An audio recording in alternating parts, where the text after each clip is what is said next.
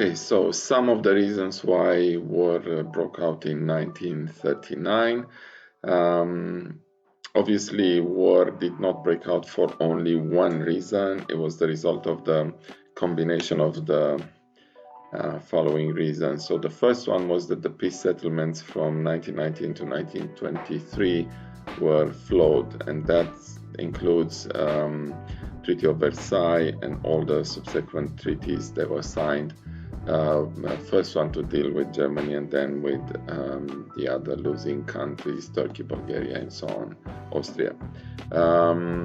Sooner or later, Germany, which was really resentful and believed that they've been treated unfair, Germany would want revenge, and this actually happened later on. Another reason, very important one, was the League of Nations was weak, and we are not talking now about the period in which, in the 20s, when the League of Nations got some minor successes in kind of minor problems dealing with small countries, but we're talking about the big failures of the League of Nations, which will be the Japanese invasion of Manchuria, and then Italy invading Abyssinia.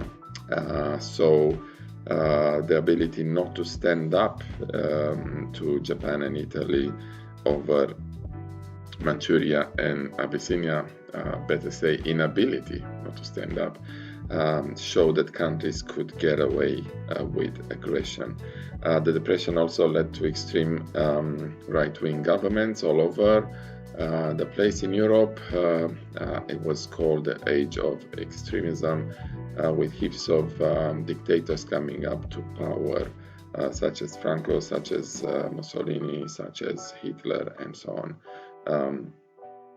That was actually that leading other countries to adopt an aggressive foreign policies for obvious economic reasons, and to countries being more concerned about their own affairs than what was actually going in Europe.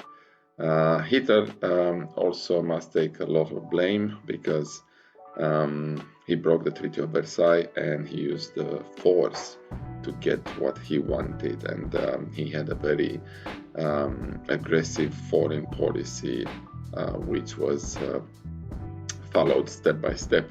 The aggressiveness of Italy and Japan was also a factor. Italy, encouraged by Benito Mussolini as dictator, and then Japan, encouraged by the fact that Japan was a militaristic society. Militarism was at its best in Japan. Appeasement to Germany by Britain and France was also to blame. Appeasement of Germany was a very interesting policy, which for many worked, for others didn't work because of the starting of a war, obviously.